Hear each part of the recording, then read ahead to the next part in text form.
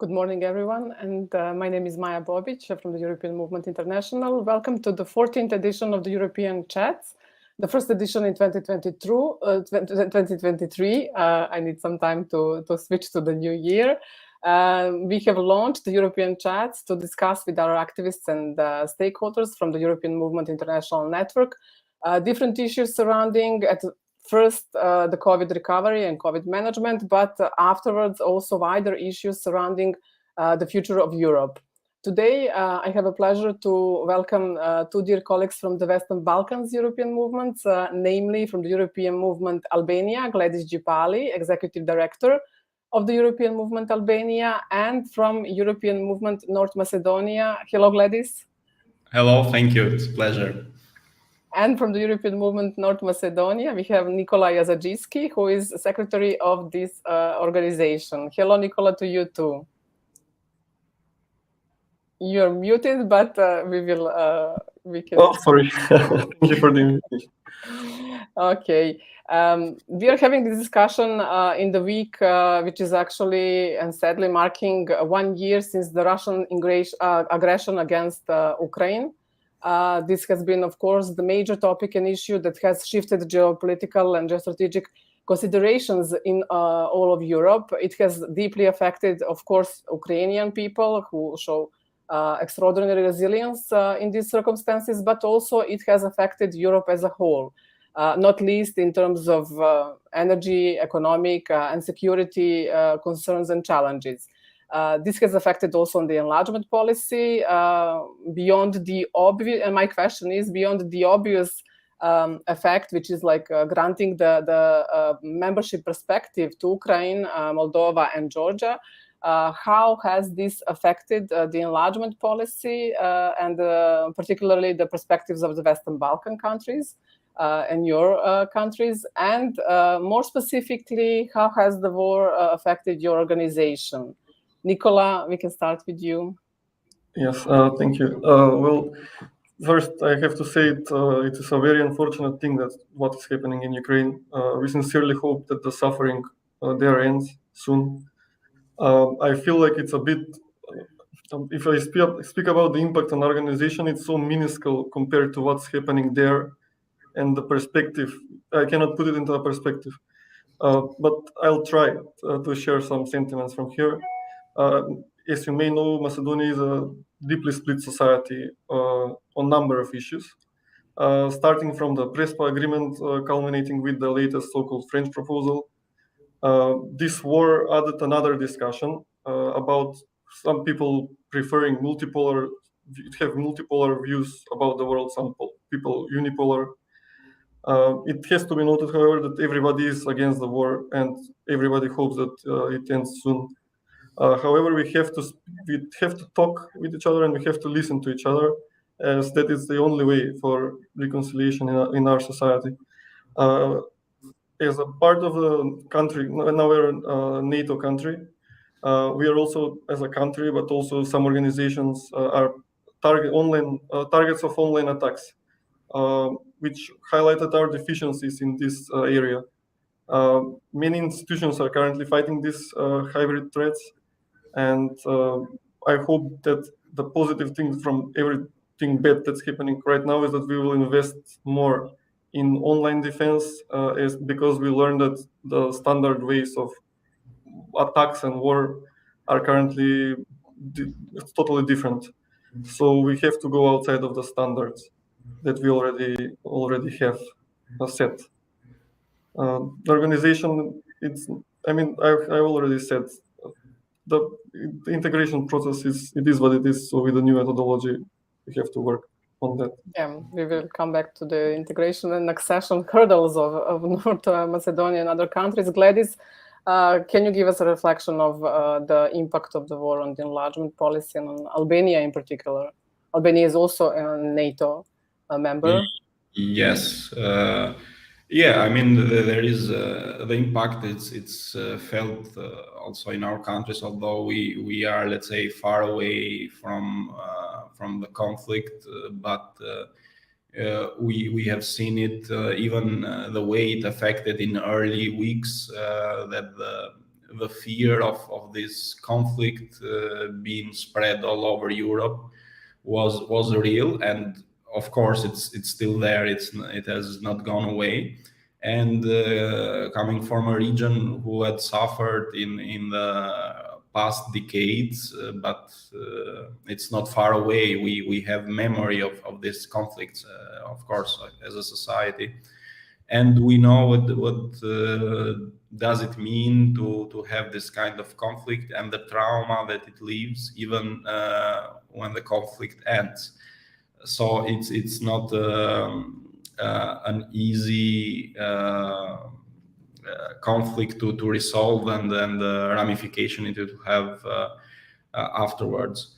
On terms of policies, Albania has been 100% aligned with the EU policy in this regard to the conflict, and being also part of NATO, it's doing whatever it can to support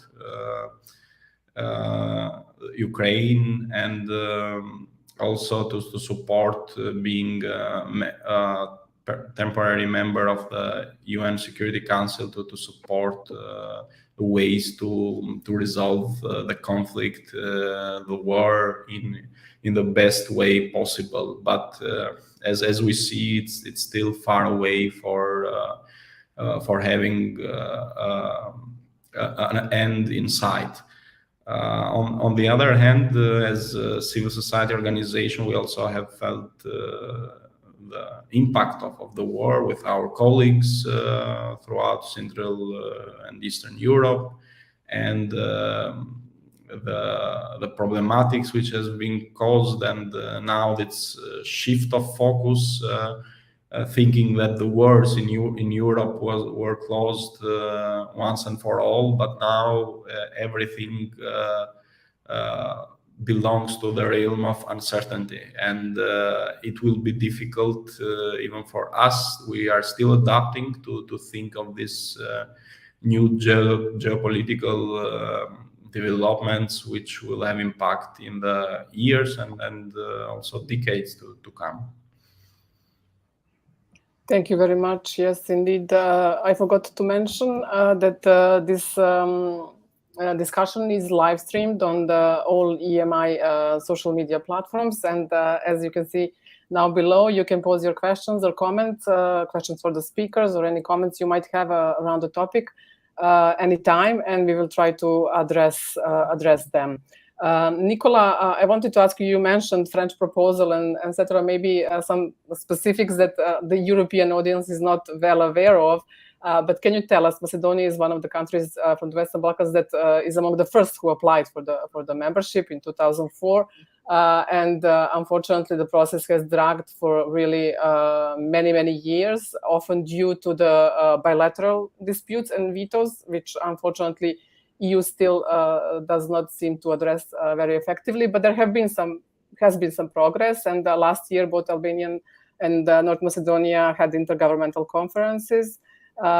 Can you say, is this seen as a success in North Macedonia and as a move forward? And what are the biggest challenges that you have now for this year, exactly, because it's supposed to be a very important year for your accession path? Well, as you mentioned, since the independence, Macedonia was, as a country, is a very pro-European country. From day one, the goal of many generations we called a deserving member of EU, and many generations dreamed and worked about it. However, year after year, the situation was slightly degrading, and after two international agreements that seemed to put us on the highway to European Union, we turn around and we see a deeply fragmented society in many different pieces. I have to be honest and say that the current situation regarding the integration is, let's say, bad. It's very strange. I will present some statistics on polls that were done in the last month, so I can give you a bit of context regarding our situation. On the question, how many people think that the membership of the country is a good thing, only 49% say yes. And this is the first time in the history of the country that it's below 50%. As a comparison, last year it was 69% on the same question. On the question, how many people think that the membership,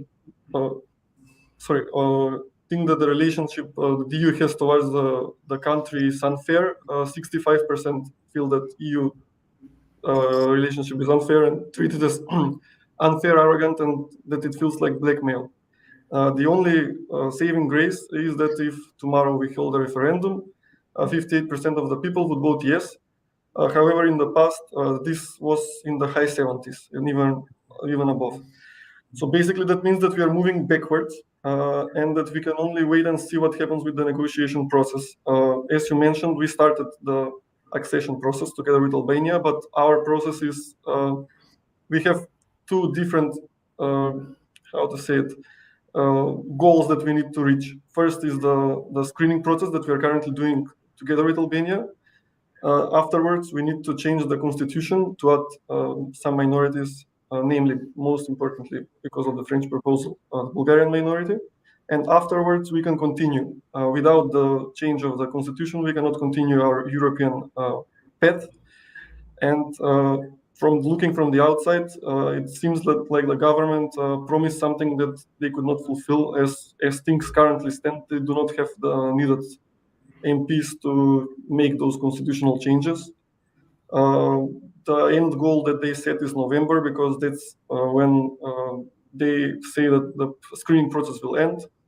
So after November, there will be a vote in the parliament, and if it passes, we continue. If it doesn't pass, we are blocked by our. I mean, we are simply blocked due to the French proposal, and afterwards, this is an uncharted territory. Nobody knows how it will go. Even before accepting the French proposal, most of the civil society organizations were against it. I think at one point 70% of the Macedonians were against it, but the government decided to go through with it. And this will, at the end, I mean, it looks like that we will lock ourselves. We will lock the process, and how we will continue afterwards, it's really a mystery. I really cannot say. Yes, thank you. Unfortunately, we saw similar scenarios also in the region.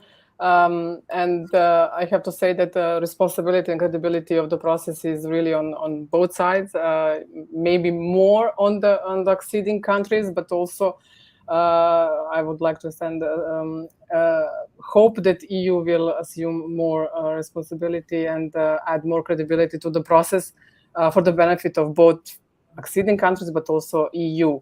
Gledis, Albania looks a little bit more optimistic. You also had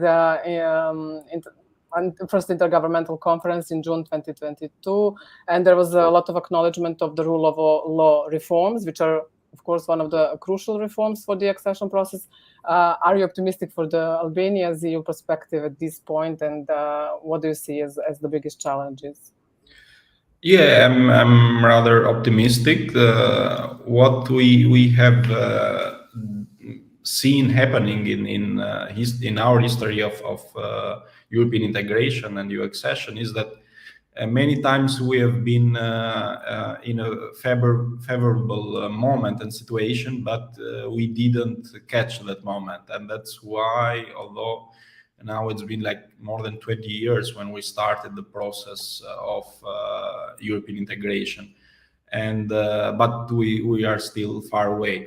So this is a positive moment, because for many years we have done progress in many areas, and especially in the rule of law with justice reform, the widest and deepest reform, I would say, in region, but even in Europe, I should say, because there are new institutions. There are more than 2/3 of judges and prosecutors who have failed the vetting process, so have been removed, and new judges and prosecutors have been appointed from coming from the school of magistrates, or new generations, which has created a backlog. So there are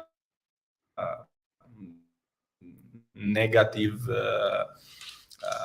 impact. There is some negative impact of the reform, but in general, it's very, very positive, and it's something that could have not happened without the pressure from EU and also US, which are very much involved in the area of rule of law.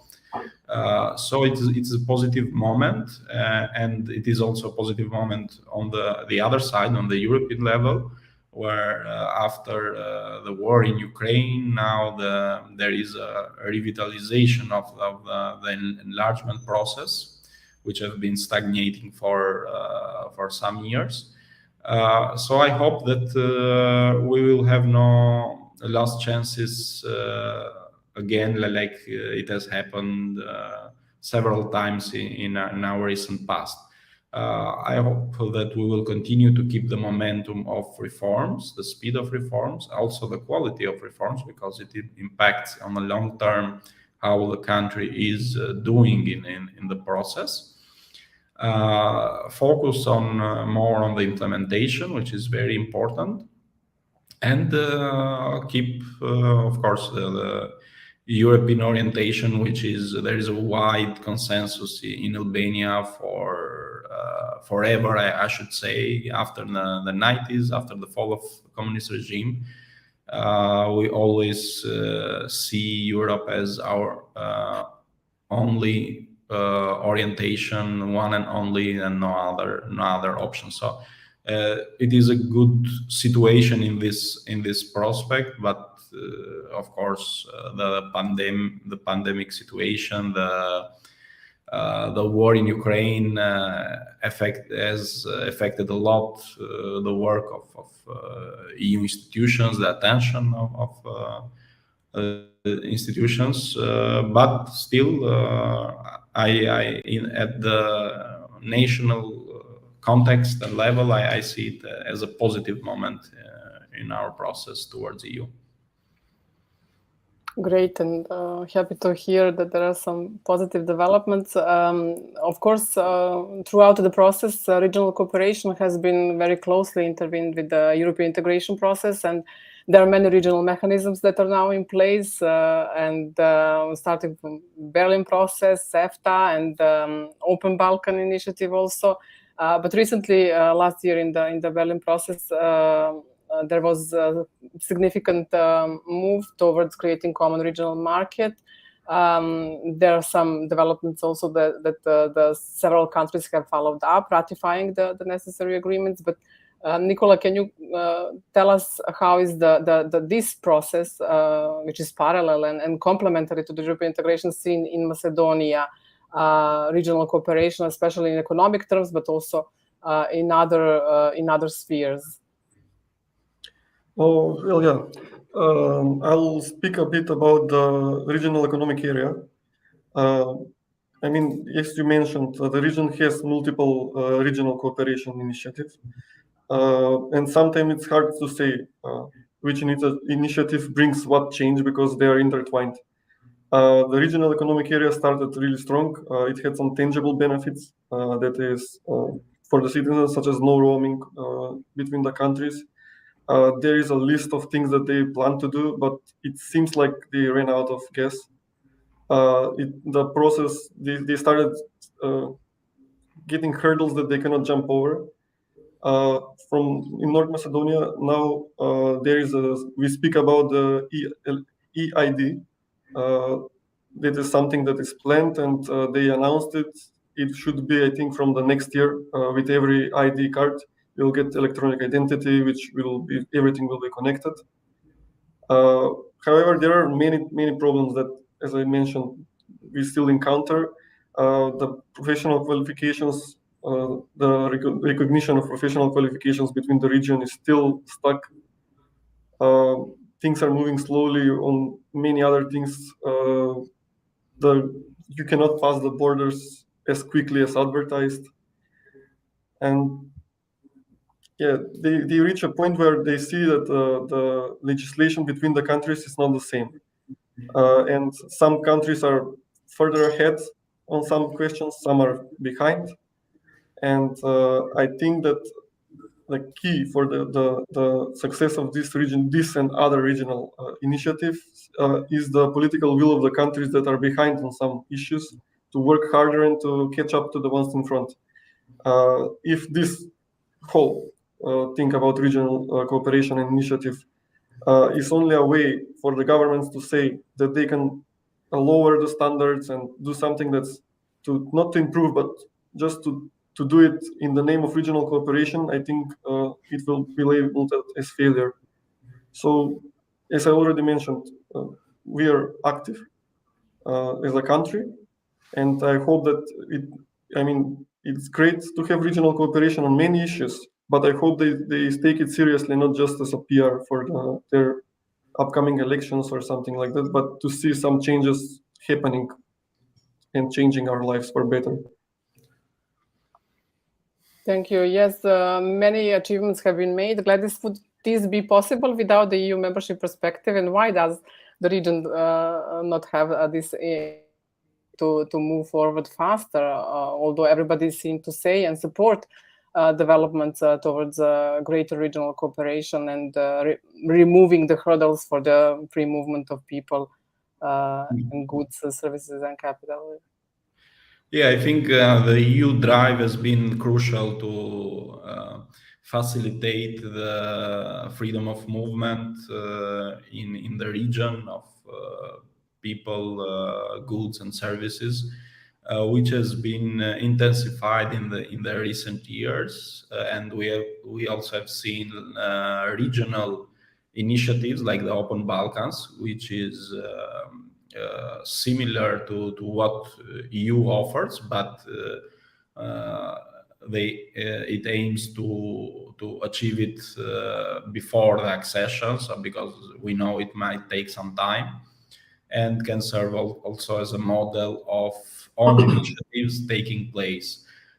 So I see it as a positive development, but as I mentioned, I see it strongly connected with the EU integration process.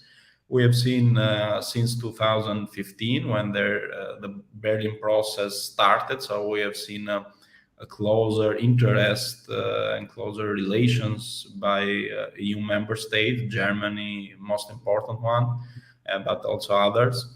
And this has helped us, has pushed more our politicians to do more in the area of regional cooperation. So firstly, as a requirement for EU accession, which is good neighborhood relations, but then also as an opportunity to speed up the integration process through regional integration initiatives, and also to give a positive model to EU, because we often struggle to answer the question that what would you bring to EU. So these are good opportunities to show that a culture of mutual cooperation and understanding can help to resolve past issues, but also to provide good examples or models that can be applied again when countries are member states, and to somehow to refrain from the models of countries who block or use the EU leverage or EU veto for small national interest or even national political interests. Yes, thank you so much. I wanted to come to one question that we also got from the audience and something we've been meaning to ask you, since in the migration management, Western Balkan has proved to be very important, not least because of the Western Balkan route. There is also a question coming from Twitter from Maria Grazia. In your opinion, how management of migration flows in the Western Balkans will be point of exchange with the EU in the near future? Nikola, can you comment a bit on this?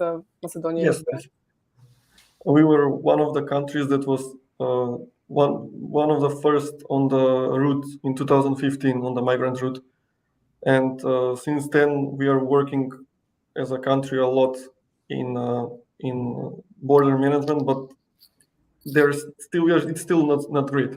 However, finally we joined Frontex after years of blockade, and it is expected that the joint actions will start soon. This also means that we are now part of the system of Frontex, and hopefully this brings everything regarding the security few levels above what's now. That's also said in I'll go back to the action plan on Western Balkans that identifies 20 operational measures regarding the security of the region. It is, as I mentioned, the border security is still an issue, even how to say it, a lot less people try to go through our border illegally, but it still is a situation that's happening. And especially on the southern border, there we have a problem with migrant smuggling. Still, it's an opportunity for some people. I guess they risk their life to bring migrants across the borders for money, and that's, as I mentioned before, a lot less happening now, but it's still happening, and we really need to put an end to it. Thanks. Gledis, European Movement Albania also recently made an analysis of the migration flows in Europe. Can you share with us some of the findings? Yes, indeed. We did a paper, one of my colleagues, Nirvana.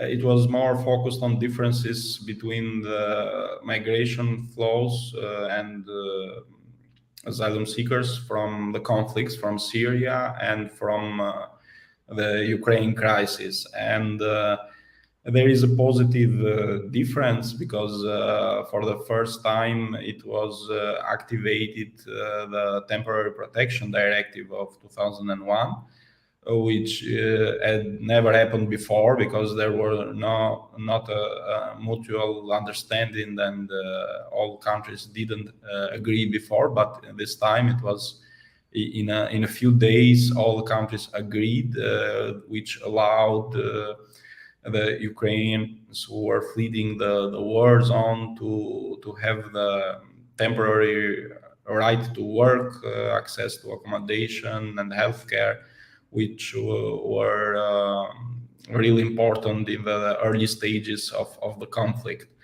And so this is a positive example which has been identified, and it shows that Europe can be unified on even controversial issues like asylum or migration. And that's why the legal framework exists, and it has been decided together by EU countries to address such moments of crisis. Of course, there is not always an understanding which kind of crisis it qualifies for such response. But I think from the crisis, from the war, there are some positive lessons which have been drawn, which have shown again that the European Union model is working and is adapting. It's flexible, and it gives the right answers when there is a clear political will from all the countries. Yes, indeed, moments of crisis can really lead to the breakthrough moments of integration and cooperation and solidarity. Nikola, on this note, we saw recently the devastating earthquakes in Turkey and Syria. EU has mobilized its support for the countries and for the people suffering there. Also, some of the countries from the Western Balkans have joined. How has North Macedonia reacted to this crisis recently? Yes, well, first and foremost, we have to say condolences to everybody affected by this terrible catastrophe. I come from Skopje, a city that is known as a city of solidarity because in 1963 we suffered a devastating earthquake which almost brought the city to complete ruin. the world united around the city, and due to its international aid that came from all over the world, the city was rebuilt and now is a modern capital of an aspiring EU member state. I can share one anecdote, which I don't think many people know. But the action to help the city of Skopje was something that kickstarted the institution known as USAID. It was one of the first places in the world that USAID sent international help. US as a country sent international help. Of course, afterwards, they made the organization USAID. So I hope that the world will unite again and help both countries, both Turkey and Syria, rebuild the affected areas. I read that it was the fourth most devastating earthquake in regards to the damage that is done and needed to rebuild. Most of the buildings are already ruins. A lot of people are dead or buried underneath the ruins. So we need to do everything that we can as a society to help those affected areas. That being said, there was also an institutional response to this situation. Financial aid was sent to both countries, both from the city of Skopje and other cities and municipalities, but also from the government. Teams of doctors and helpers and to help people stuck underneath the ruins were sent. Even the Ministry of Health gave out a statement that there were too many doctors who applied to go to Turkey and Syria, and most of them were not even called up because the numbers were already filled with international support from other countries, and that was something promising to hear that the world is uniting around these regions. Also, as a society, almost every city had a stand where people donated food, clothes, other essentials that were also delivered to these two countries. And our National Red Cross yesterday shared that they received more than 500,000 euros from the citizens in donations so far that will be given to the local organizations that work in these two countries. So I hope that this catastrophe will bring people closer together and not bring them their thoughts about war, but about help and progress together. Yes, unfortunately, it takes a tragedy sometimes to bring people together and remind of the necessity to support each other. I know Gledis Albania also was active in the rescue teams, and the state has donated support. It's really commendable. But I want to move to other issues that I wanted to ask you. Gledis, last year, Tirana was host of the first ever Western Balkan EU summit outside the EU. It's not often that we have Western Balkan EU summits, although they are promised now to be more regular, but also it never happened that we have them outside the EU. There was a Tirana declaration that was adopted. How do you assess the achievement of this summit and perspective for the future encounters on these high-level meetings? Yes, indeed, it was a very positive development for the region and for Albania, of course, having EU Western Balkan Summit in the Western Balkans. Because now we are 20 years after the Thessaloniki Summit in 2003, where for the first time the EU perspective was made clear and stated that the future of Western Balkans is in EU. So although now after 20 years only Croatia has managed to join, Slovenia also, the remaining six countries are still far away from accession. And it was a really positive development, showing the attention of EU, although in these times of many crises following one after another. And it was a clear political commitment that we support your work towards EU standards. We support your EU orientation.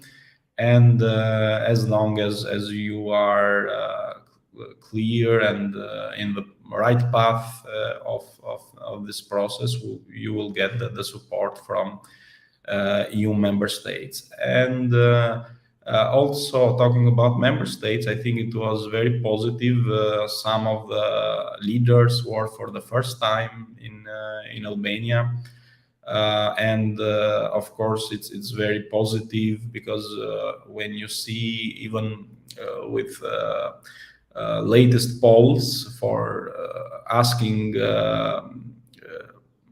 citizens from EU countries about the perception they have for the Balkans, in general, it's not that positive. While there is a huge difference for the people who have visited the Western Balkans, the response is highly positive.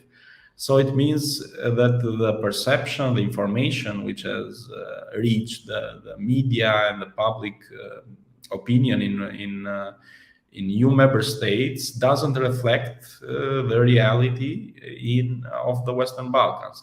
And in this sense, I think it was very positive for leaders of these countries to be in Tirana and to see the determination of the leaders of the Western Balkans that they want to join EU and they want the support of EU during this long road with many hurdles. And it was very, very important, the event and the declaration, but I see it as a starting point.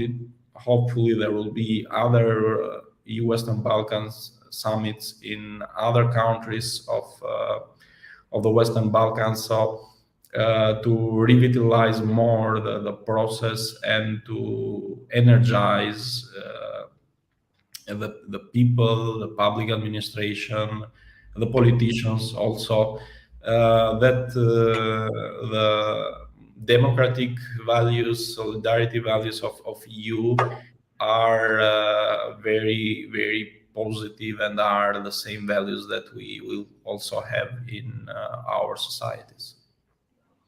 Yes, indeed, there is more to Balkans than news about political turmoil and problems. And you're completely right that we should do more also to inform and change the narrative about the Western Balkans in the rest of Europe. Nikola, I suppose that judging by the numbers of the support for the EU project in Macedonia, this meeting has not created much impact in Macedonian public, but you're also expecting to have next year or maybe even this year, you said, elections. How much are these kind of events revolving around EU integration perspective, and how important this topic is in the pre-electoral phase? It is very important, probably one of the most important things that everybody speaks about, the constitutional change, which is closely tied with the European Union. As I mentioned before, with the French proposal, EU did something that was never part of the process and tied constitutional changes and historical commissions with the process. And now the society is a bit stuck. But we as an organization are always working towards the European integration of the country. That is why we exist. That's the name even.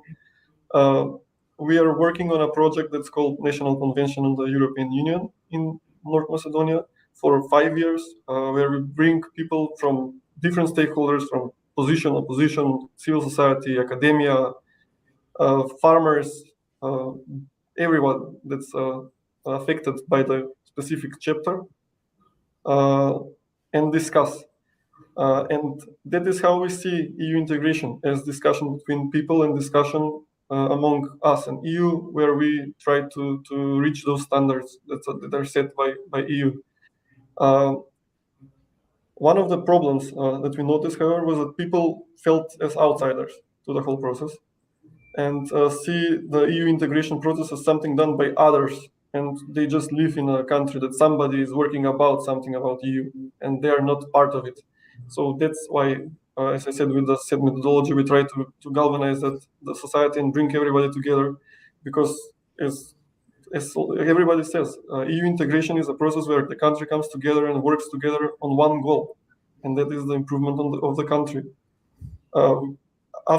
If we put national convention aside, we are also active with the Europe Day celebrations. We work with kids from kindergarten all the way to the students, university students, where we share the values of European Union, and hopefully that brings back the enthusiasm that people had regarding the European Union, because what we now experience is disappointment. Not really that people are against it, but they're disappointed in everything that's happening. I'm not saying that everything that happens it's EU's fault. It's also our fault. But people are disappointed and are starting to look for other alternatives or have different thoughts than the EU integration. However, the elections, I don't know if they will be this year or next year. It will be very, very tense situation, electric, I would say, and I don't know how we will go afterwards with the country. Yes. Thank you, Nikola. Gledis, also next year is European elections. Is this kind of events, democracy celebration, also part of the topic or discourse in Albania, and how much is Albanian public involved in EU issues and challenges beyond the immediate accession talks and reforms that are probably part of the discussion? Well, I should say not much regarding the EU elections. Of course, in the weeks before and the day of elections, there is a lot of discussion regarding the outcomes and what does it mean for the enlargement process. But other than that, it looks a little bit far away for the dynamics of our process and how much it influences the integration process. More important are national elections in key member states. We have seen before some political parties or movements with a clear anti-enlargement rhetoric or anti-EU in general. So these are more frightening to say and more affecting the process and more discussed in our public opinion than the elections for the EU Parliament.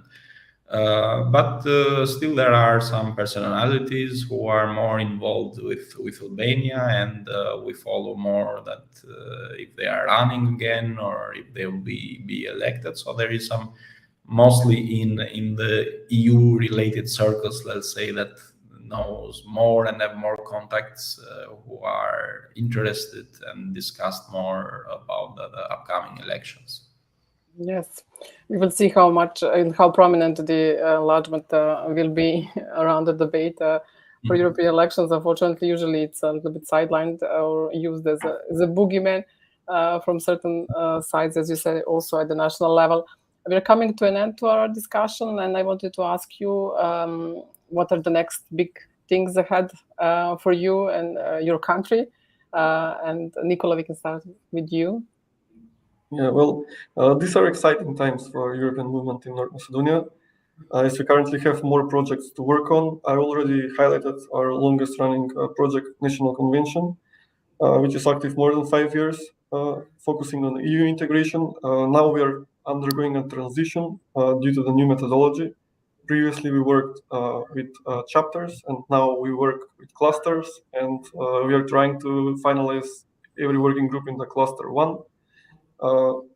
For those who don't know, the cluster 1 is called fundamentals, and it features the most important issues that the country has.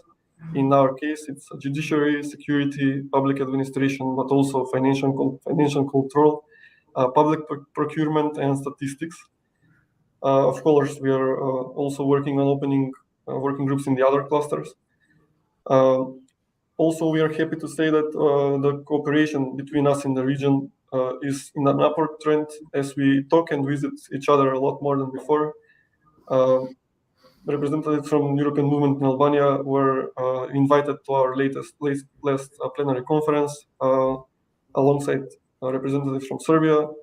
Also, we went to National Convention in Serbia as plenary conference. We are part of the same consortium, and we will work alongside European Movement Albania and National Convention in Serbia on a regional project under the MATRA framework supported by Netherlands, where we hope to share the knowledge of the experts and bring the expertise in the whole region regarding the European integration a lot higher. But the new methodology is an open book, so even the European Commission is still with question marks on some issues. I feel that it gives opportunity, but also a lot more question marks. So we have to work together to go over that and enhance the process and finalize it as quickly as possible, because that's what these societies need the most. Thank you. Gledis, in Albania and for European Movement Albania? Yes, as also Nikola mentioned, we are in the same process, and we are also cooperating a lot. Again, with our national convention here, looking to different chapters, and the idea to bring together non-state actors, so mostly civil society, academia, and the state institutions responsible for the negotiation process. It's not an easy task. Because we need to make the process, the consultation process, meaningful and working, not to be a formal process, a tick the box task. So it is not easy, especially with our countries which do not have a strong culture of openness, of cooperation, especially with the institutions working in the rule of law area, which is basically the cluster one where we start the work on negotiations. So we are again working in this area, and that's why I think also the regional cooperation is important here, and exchanging our experiences on different options that we have, different modalities, help us to choose the right elements, the right tools to make the EU integration process deliver results, and also increase the trust in different stakeholders or communities, which of course sometimes see the process as far away from them, or more of a bureaucratic or at politicians' hand. So at the same time, we try to communicate more the process, to show that how it really affects them directly. It doesn't need to show the EU flag or to have a project close by to see the effects, but you can see it with the changes in legislation, with changes of implementation, with the changes how trade has been developed in the last decades, the impact that it has, the crises in EU, which are also reflected in our countries in a way or another. So we try to focus on the communication of the process, because without having the information first and the communication which goes both ways, it's difficult to have then a meaningful involvement of different stakeholders, which are important in the accession phase, but also very important even after the accession. And that is a task that we all are struggling, as I learned and heard from other colleagues from the European movements in all over Europe, that the inclusion of citizens or communities, it's very important, and now the EU institutions are more open, have established some tools of dialogue, but still there is a lot of work to do, and the right way is that of the cooperation, of building strong alliances, so we can influence this inclusion at local, national, and at European level. Yes, indeed, the work never ends, but maybe your circumstances are a little bit less favorable. So I really want to express my admiration and EMI's admiration and appreciation of the work that all the European movements and the European movement North Macedonia and Albania are doing, especially in building consensus, which is not so easy in the societies of ours, I have to say. Then in holding your governments accountable to deliver on very important and very difficult reforms, and to empower and engage citizens in this process, which is, again, a very important and indispensable element in the entire reform process, while at the same time you are continue to building regional links and cooperation and strengthen this exchange. I really think it's very important work that you are doing, and we are very happy that you are doing it. I want to thank you, Gledis, and thank you, Nikola, for this discussion today and for your valuable inputs and comments. We will, of course, continue with European chats to bring together and to the wider European public concerns and inputs and comments from our activists and members and different stakeholders from the European Movement International Network. So please stay tuned and follow the announcements and news from the European Movement International in the coming weeks and months. Good day to you all.